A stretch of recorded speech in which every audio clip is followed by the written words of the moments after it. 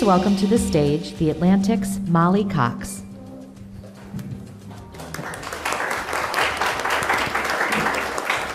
Good morning, everyone. I'm Molly Cox. I'm Vice President of Partnerships here at The Atlantic, and we want to welcome you to the Atlantic Festival. After 2 years of exclusively virtual programming, I am pleased as punch to be back in person with you all. And we are here in our new home at the historic Wharf. So our offices are moving to the Wharf. We're thrilled to be hosting you here. Over the next 45 minutes, we hear about diversity, visibility, and health equity in neuroscience. And be sure to stick around after this panel discussion for a very exciting performance. Before we get started, we want to thank Genentech for their support of the Atlantic Festival and of our journalism. Also, a few practical notes. Please silence your cell phones, but don't put them away. When posting on social, you can use the hashtag TAF22. So we want you to be a part of the conversation online. Now, let's get started. I'll hand it over to Sonali Chopra, Executive Director of Patient Advocacy Relations at Genentech.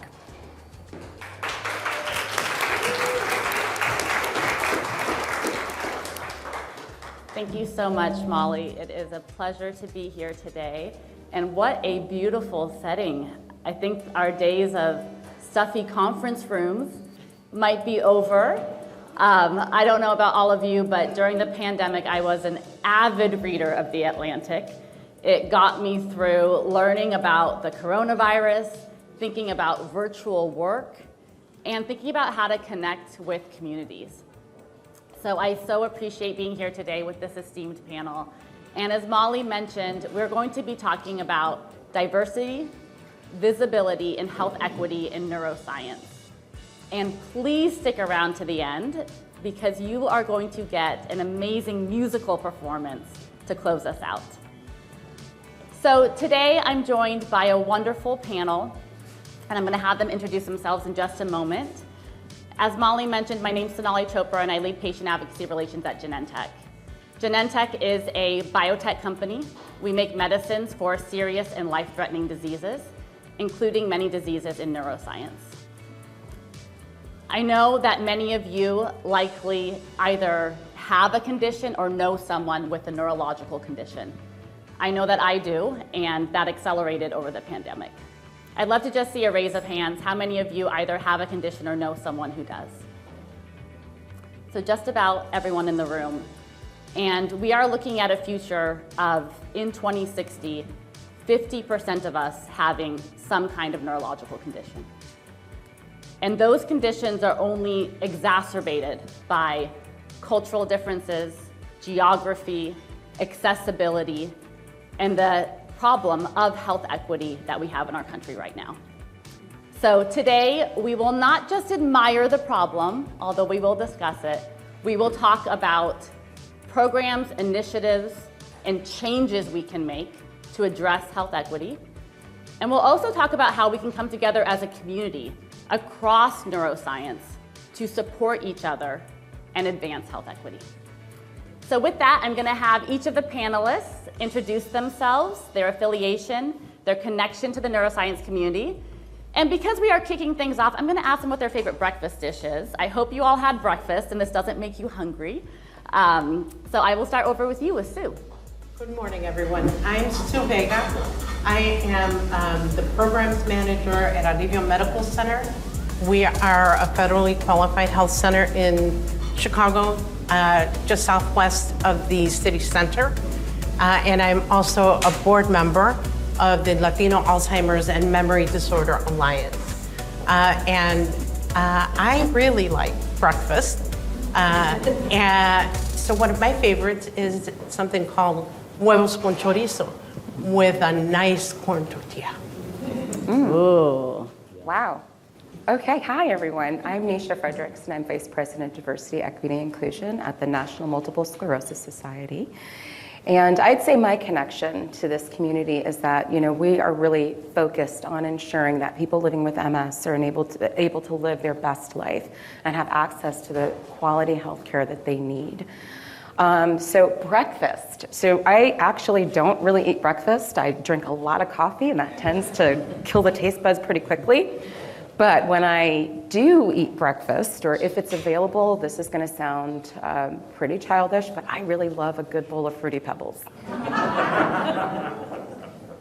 I'm not ashamed. Hi everyone, I'm Shane Burcaw.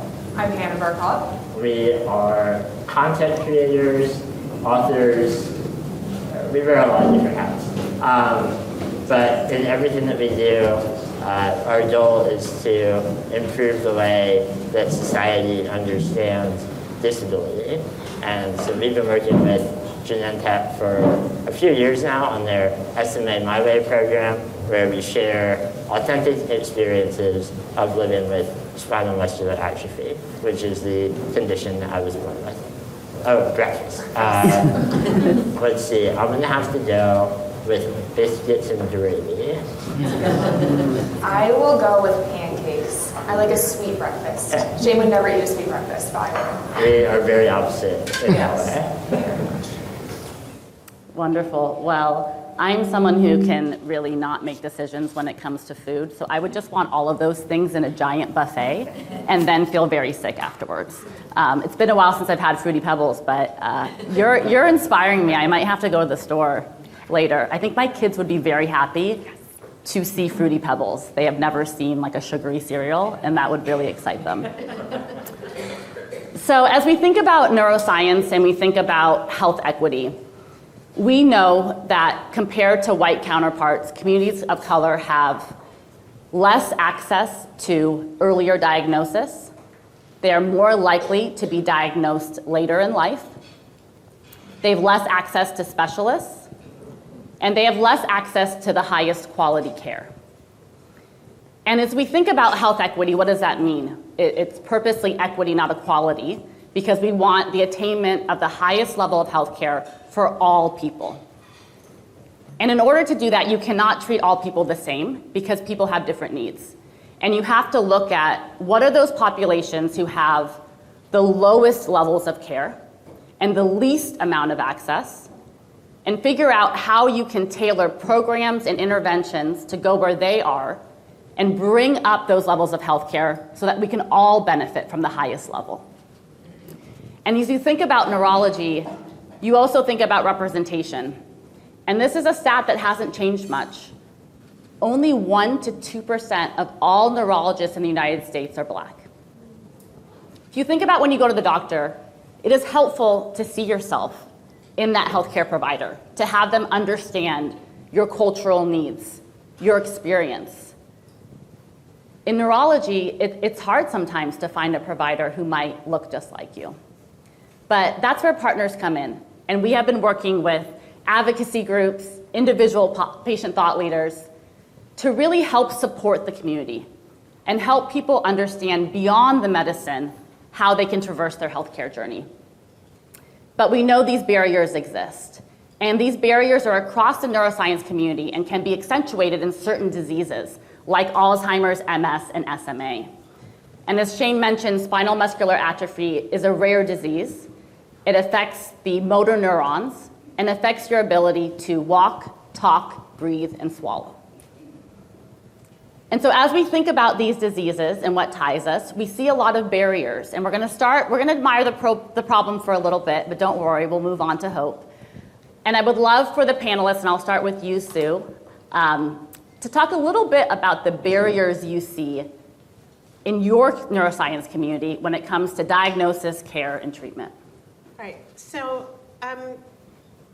the community that I work with most closely, is the Latino community on Chicago's near southwest side and all the way out to the suburban communities. And we tend to be, and we are a community where there are not a lot of opportunities, especially for immigrants, and under certain climates, right? Under certain political climates. So there's a lot of fear in the community. And then there exists the barriers of finding a professional who speaks your language. We still know, even in Chicago, where there are, in the Chicago metro area, almost 1 million Mexican and Mexican Americans and other Latinos, that there are not enough doctors, certainly not enough specialists that speak Spanish. And that's a critical thing. You have to speak the language of the community, otherwise it's not getting through.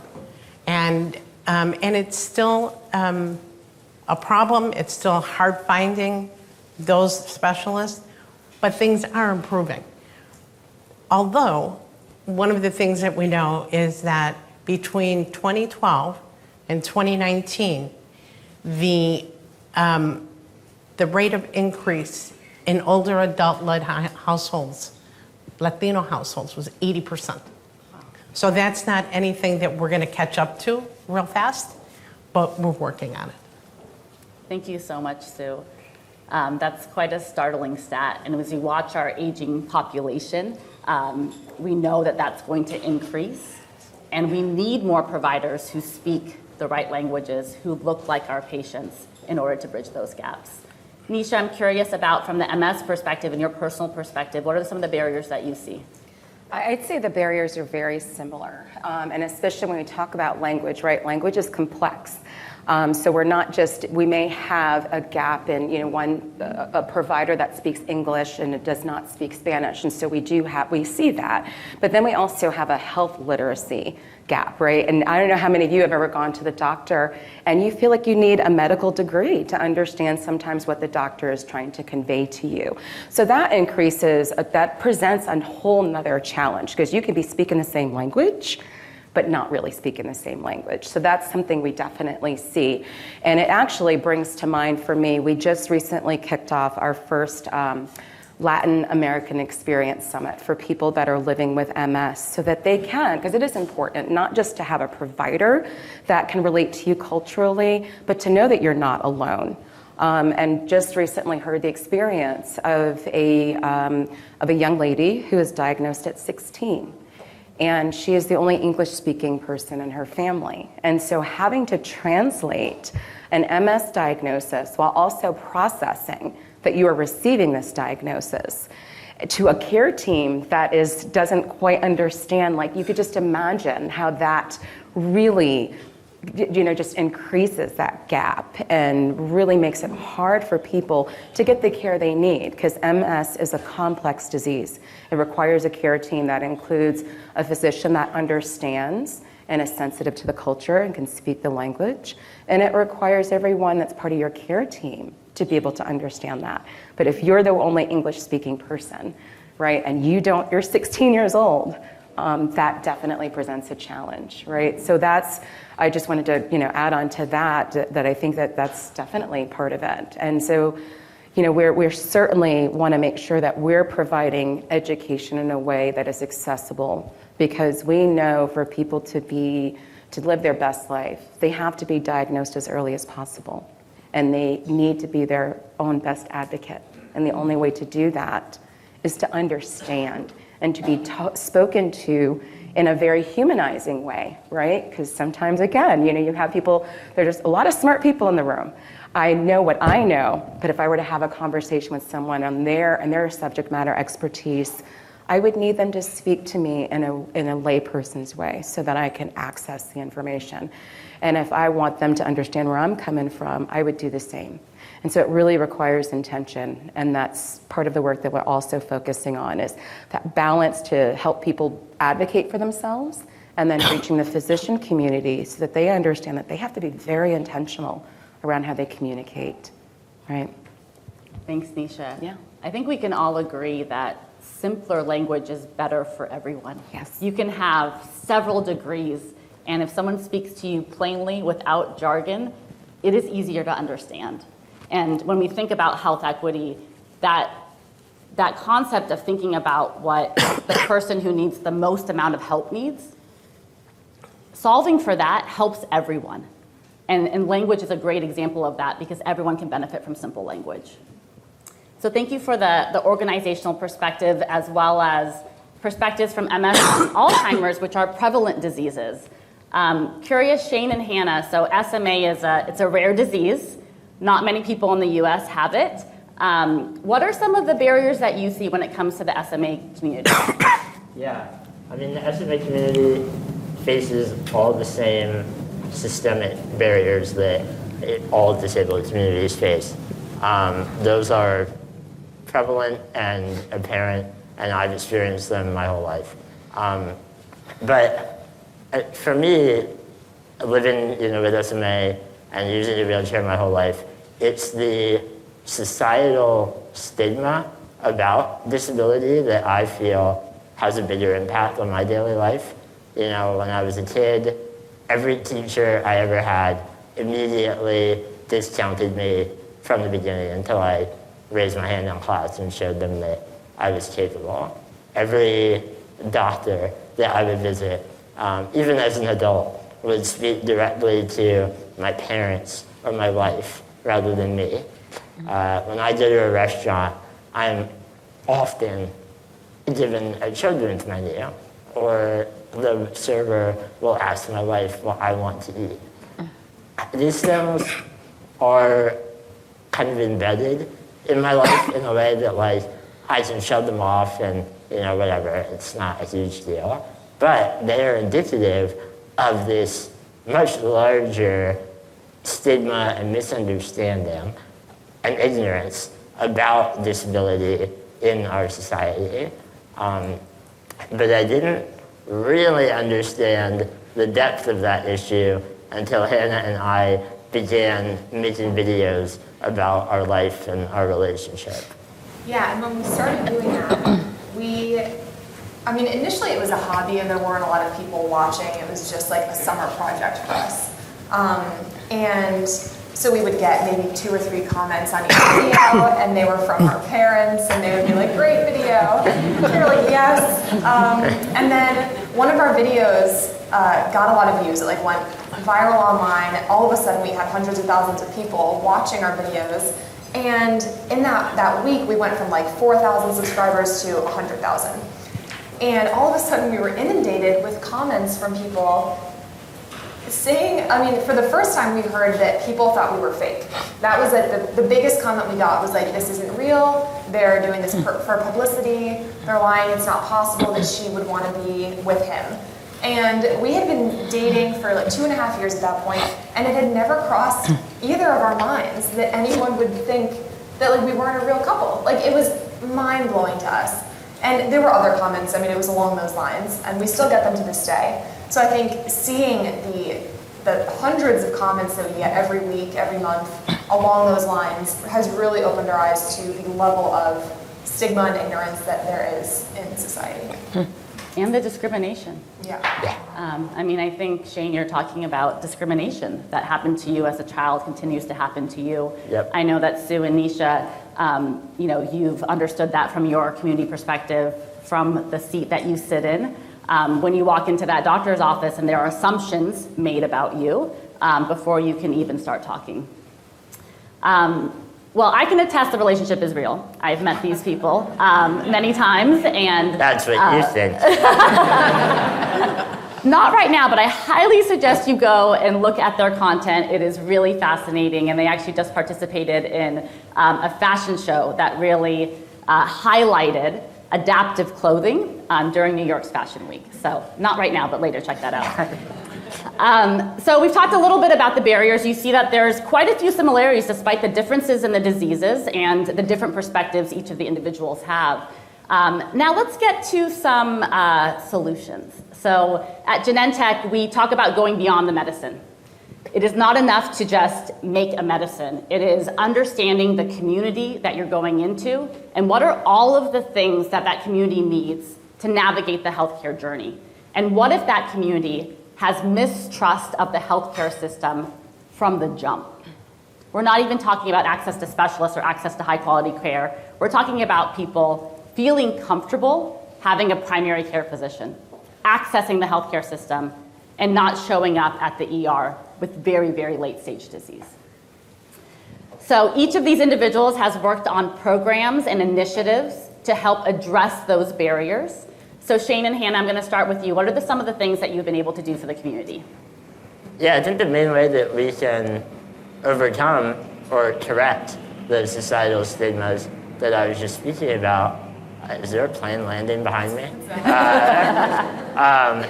Is to elevate the voices of disabled people and to listen to disabled people when they share their experiences. I think that, a lot of disabled people feel that they can't get involved in advocacy because advocacy feels to them like this big, scary undertaking. Hannah and I are advocates, and all we do is post videos about what we're having for dinner. And that's advocacy. We are showing people very normal, everyday experiences and educating them on the authentic reality of disability. It doesn't need to be this big, scary thing. It can just be sharing your voice and your story. Yeah, when I met Shane, I had very little disability experience. I didn't know anyone that used a wheelchair. And so I learned a lot in our first few years of dating. And I think, something that our videos give to people is that experience. And we create a community where people feel like they know both of us and they know Shane, and it's the same experience that I got that now they're having. And so slightly different, but it's a little different than I'm marrying you. But they get that experience, and when we share things like, Shane's chair was damaged on the airplane, people get outraged because they feel like this is someone that they know and they're friends with, and they learn a lot about the different things that people with disabilities deal with. Thank you so much. I'm glad to hear that on this particular plane trip, wheelchair intact. Yes. Yep. No challenges. Yes. Good. Love to hear from you, Sue, on some of the programs that both Lambda and your experience at the FQHC has addressed. Right. So the Latino Alzheimer's and Memory Disorder Alliance was founded by a very dynamic woman named Constantina Mitzis. And she really was able to work right with the community, find out what the needs were, but also what the assets were. I think that one of the things that happens is that people generally think that, that's a community full of needs. But we have assets in the community, we have resources. We have organizations like Alivio and others who provide services, programs, medical care in the community. And we do it in a slightly different way because we understand that people have difficulty navigating the system, such as it is, and getting access is difficult. So what we do is we work with people from the community. We give them the information, the training, and the resources that they need to be able to serve the people in their own community. And this is part of the community health workers model. I think one of the things that's been interesting during the pandemic has been, wow, this is a model that can work during the pandemic. It works, it worked before, and it's going to work in the future. Absolutely. Working with the community, working with them before they get diagnosis is essential. Building that trust, having them be in a better place to be able to navigate if that diagnosis comes. That's right. And the other thing is that the community health workers, the promotores, the navigators, they can ensure that the family is knowledgeable about all of the services and programs that are available in the community and can connect them with the people who can help them apply for those services. And the other critical thing is what happens after enrollment. So the post-enrollment is really critical so that people understand what all their choices are in healthcare and can access them with the least amount of trouble. That's great. Neisha, what about you and what about the MS perspective in terms of what programs the society has been able to put forth? Yeah, so I want to start with, before I talk about programs, one thing I do want to mention that I think is really important about MS, which I think has contributed to the barriers and why programmatically what we do is so important. But for a very long time, it was believed that MS was a disease that could only impact white women of European descent. And so with that, and unfortunately, the MS Society did a lot to really kind of carry that message. And so we're now really atoning for that, and we're doing a lot of research and really developing understanding around who really is impacted by MS. And what we have found is that, Black people, for example, by the time they are diagnosed, their disease has progressed to such a debilitating state. And MS is not a disease where you can undo what's been done, right? And so it's really important that it's diagnosed as early as possible. So from a programmatic perspective, a messaging perspective, we're really owning that is a contribution we made that systemically prevented people from getting diagnosed, right, and getting closer to the cure. So I just wanted to start there because I think it's really important, and it's kind of like why we're so focused on making sure that we create learning experiences and summit experience and connection experiences for Black people living with MS and Hispanic Latinx population, because again, it's so important to really make sure that they have that connection to people that look like them and people that are also living with MS, because what we hear from a lot of people, because they would present in the doctor, and sometimes they did have some knowledge around what MS was, and they were saying, test me, right? And doctors are not testing them because there's a belief that, again, that Black people can't get MS. And then when they presented with certain things, like talking about pain, or, there's a belief from doctors that Black people can tolerate pain to a higher degree. So, they just weren't really taking these things seriously. And so that's part of, so another thing that we're really focused on is making sure that we've got our clinical outreach fellowship. We're doing that to really make sure that we can increase the diversity in the neurologist population. Because you gave the quote earlier that 3% of neurologists are Black, 7% are Hispanic Latinx, even less are MS specialists. And that is so necessary for people to really get the care that they need. So those are some of the things we're focused on externally. And then internally, it's important that our workforce is reflective of the population of the United States so that we can really make sure that we are getting in all perspectives around how do we focus on that patient-centered care. What are the nuances around how we communicate, how we get into communities, and who is in those communities, right? Because again, we don't want to show up inauthentically. We want to show up in a way that people feel like they've been seen, like they've been heard. Because there's a term, I don't know if you've ever heard this, but nothing created for us unless it's by us. And so this is where we're really placing that philosophy now, is that we have to make sure we're centering the right voices when we are thinking about what people need. It's not up to us to decide what people need. People living with MS are the experts on their care and their needs. So focusing them first, centering their needs first, is where we are really making those changes. And to Shane's point, removing that stigma. Right? It's hard enough, having a disability. But then when you have a disability that sometimes people can't see, right? Like as if now I have to be enough disabled for you to appreciate my disability. I'll share a quick story of a friend of mine who was with MS, who parked her car in a handicapped parking space because that's what she needed to do. She walked into wherever it was she was going to conduct business and came out with a note that expressed their disappointment in her being so rude and taking that spot from someone that's disabled. We don't get to judge, we just gotta do better, right? So that's when I say when we need to come together, that's where we just need to recognize. So that's there, we talked about how you're an advocate, that's being an ally.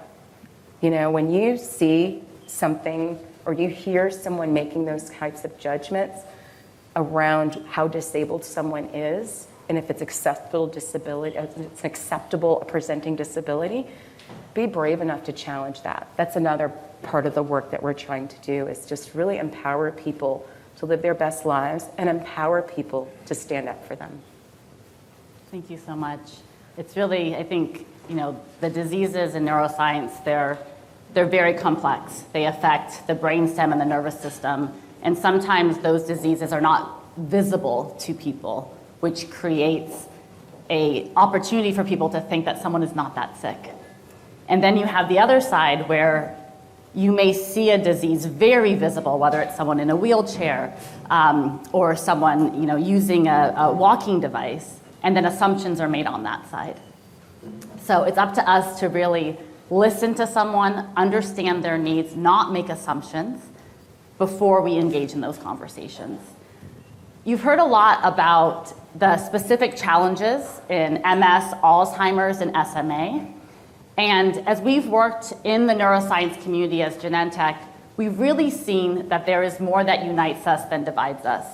And there is strength in community, in coming together across neurological disorders and conditions. So I would love to hear a little bit from the panelists about how you do bridge those gaps, how you think about the broader neuroscience community, and how we can support each other across diseases. So Neisha, I will start with you. So I think the way we support each other and how we really come together is, I think we need to understand our bias, right? We all have it. It's perfectly normal, actually, to be biased. If you were going to be ready to cross the street out here today, you would want to look both ways before you cross. You wouldn't jump in the middle of the street. That's a bias. But what we want to be aware of is how bias shows up and influences our decisions.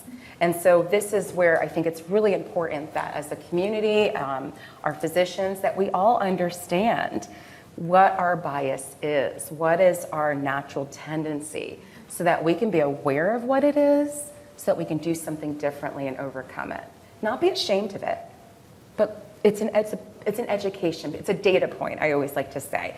And so I don't know if anybody here has ever taken a Harvard implicit bias test. I would urge you to do so. There's a multitude of tests available on different dimensions of diversity. And I think it's really important for everybody to just understand themselves better, right? Because we all come from different cultural backgrounds that have influenced the stories we tell ourselves about people, and they do influence how we treat people. And so I just think it's really important that we are intentional about that. You have to know yourself to do anything differently. Thanks, Neisha. Sue, would love to hear from you. I think that one of the things that is really important from the community perspective is that we help partners and potential partners, because we always see people as potential partners and organizations as potential partners, to help them understand, again, who we are as a community and the value that we can bring to their work. So we have very intentionally created partnerships and have worked with national organizations, state organizations like Unidos US, and in our state, the Illinois Department on Aging and the AAAs, so that we're hooked in everywhere so that people understand what we can do and what our needs are as well. And the fact that we don't really want anybody to come and give us something. Rather, we want to have the partnerships and the relationships to be able to create it together, and also to be able to evaluate the work, to understand the data, and with that data, build better and more inclusive projects, coordination, those kinds of things. Thanks. Shane and Hannah, I know you're a big content creator, so you can talk a little bit about the projects that you've done and thought about the community. Yeah. So in the SMA community, because it is a rare disease, not a ton of people have it, there tends to be these tightly knit pockets of friends that, amongst that group, lots of knowledge and information and advocacy is spread. But if you zoom out a little bit, those individual pockets aren't communicating really well with one another or with the larger non-disabled community. I think that, Genentech's SMA My Way program, for me, was like the first time that there was this larger forum to connect with other people with SMA and share our stories and share, things that help and things that hurt. And I just think we do more of that, more programs like this where all of you show up to listen and learn from disabled people. That's what I would say. Yeah, I think the past few years have showed us how we can use the internet and virtual events to connect with each other, because SMA, for example, has the annual conference that we go to and we meet people there, but obviously not everyone can attend that. And there are people with SMA all over the world who want to learn this knowledge and connect with others and aren't able to actually do that in person. So I think using the internet in general and online forums like SMA My Way is a great way of connecting with more people than you could just in person. Thank you so much. We are coming to the end of our panel. I want to thank our panelists. I learned a lot from each one of you. Thank you for the engaging audience. A couple of takeaways that I'm hearing is nothing for us without us, co-creation, how do we work with the community? And I also loved this dialogue we had around, yes, there are needs in the community, but there are also assets in the community. And how do we look at people living with diseases as experts and bring in their voices as we're delivering programs? So with that, I want to thank the panelists. They're going to exit, and we're going to do a quick transition. Thank you so much. Today, we have James Ian with us, who is a person living with SMA. And with him and other members of the SMA community, we entered into a first-of-its-kind musical collaboration. Every single thing about Spaces, the song, the lyrics, the album artwork, and the music video, which I also encourage you to watch after this, was led by someone with SMA. And this song celebrates the beautiful SMA community and the individuality of each person in it. So with that, I'd like to welcome James Ian to the stage.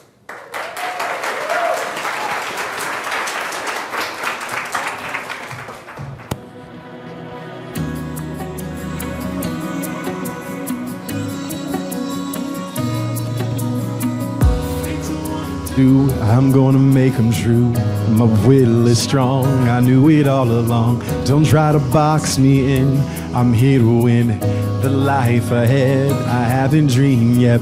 I'm proud of who I am, no one I'd rather be, and I am worthy of anything and everything. I'm proud of who you are, of who you're gonna be.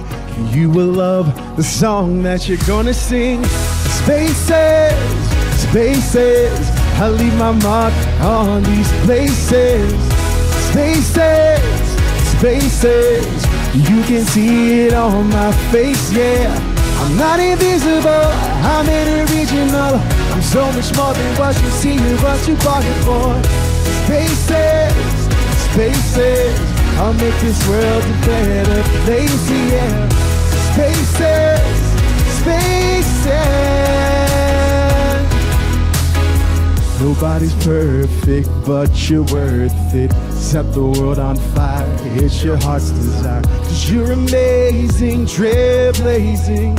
The spark is lit, the next big hit. I'm proud of who I am, no one I'd rather be. And I am worthy of anything and everything. I'm proud of who you are, of who you're gonna be. And you will love the song that you're gonna sing. Spaces, spaces, I leave my mark on these places. Spaces, spaces, you can see it on my face, yeah. I'm not invisible, I'm an original. I'm so much more than what you see and what you bargained for. Spaces, spaces, I'll make this world a better place, yeah.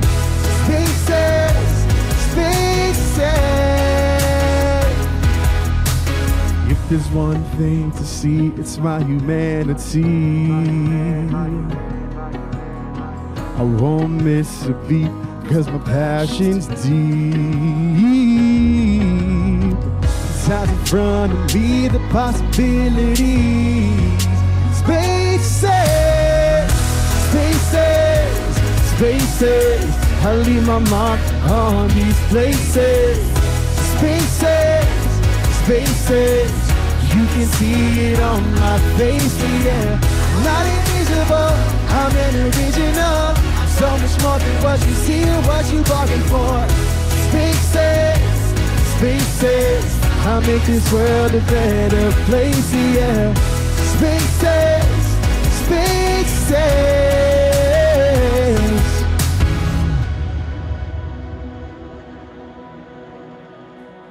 Thank you. Appreciate it. Thank you very much. Thank you all for joining us. I'm collecting myself after such a moving performance and an essential conversation.